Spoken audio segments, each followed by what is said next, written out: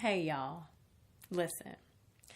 So, my last relationship ended on January 1st, 2014. I've been single for 4 years, and in that time, I have not been interested enough in anyone to open myself up to the possibility of being with them exclusively, except for that one time last year. And here I sit, several months later, with a broken heart, wondering how I got here. After taking some time to reflect, I think I have a clear understanding about how my heart ended up taking one for the team, and I'm here with some takeaway points so you don't make the same mistakes I made. And because I know y'all love tea, come on in here and let's have a tea party, child. When I'm done, you're going to know everything about the situationship and the one who broke this little heart of mine. I also know myself and my audience. Our attention spans aren't that long. Once I started jotting down the points I wanted to hit, I knew this video would be well over 10, maybe even 20 minutes. It's a no from you, fam. I already know. So we're going to make this thing a series. One video a week. Sound good? Good. Let's get this thing started. Girls will do anything to make a voice sing. Like I said, I found myself interested in this guy in July of last year. In this particular instance, we communicated through online messages before actually connecting. Even in our early stages, it was clear to me that he and I were on two different pages, but because I was curious and foolishly trusted in my own strength, I proceeded, albeit against my better judgment and my most authentic self. I knew the journey I'd been on since moving to Atlanta, and he hinted at a lifestyle opposite that. Red flag.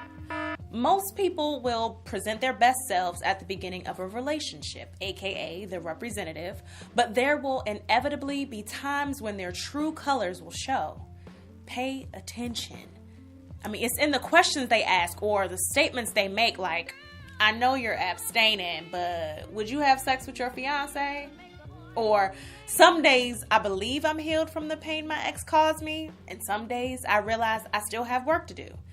If you're a woman of faith, you need to trust your discernment. I was discerning a few things, but I ignored them because I was infatuated. Bet you won't catch me slipping like that again, no.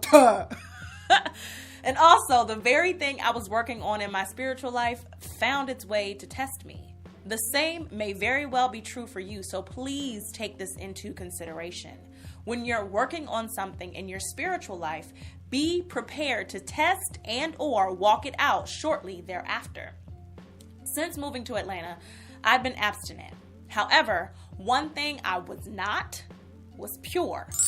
I wasn't laid up in anyone's bed physically, but emotionally, I was recalling and recreating and imagining some things, okay?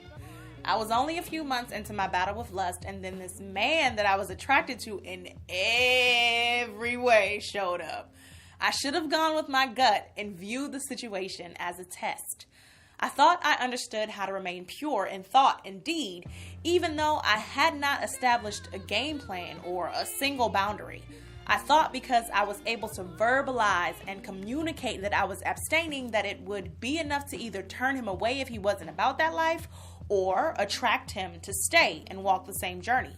I thought I knew it all and had it all together, but just like God said to Cain before he murdered Abel, sin is crouching at the door. Its desire is for you, but you must rule over it. I had no real plan of attack. I just thought that the little bit of work I've been doing up to that point would keep me safe. I was relying too heavily on myself and not nearly enough on the help of the Holy Spirit. So listen, God is faithful in that he knows the hearts of man. And if you ask him, he will reveal. When you get those feelings that something isn't as it seems, don't ignore them. And now that I'm thinking about it, God was speaking to me and I just wasn't listening. Random people came to me and told me in some form or another that things aren't always what they seem. Some who had no idea that I was entertaining relationship with this man. God is speaking. You need only to listen.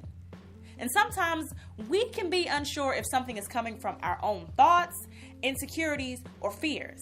I've definitely been there, and that's why next week's post is about the necessity of being still before the Lord to avert heartbreak. So, until then, Stay beautiful.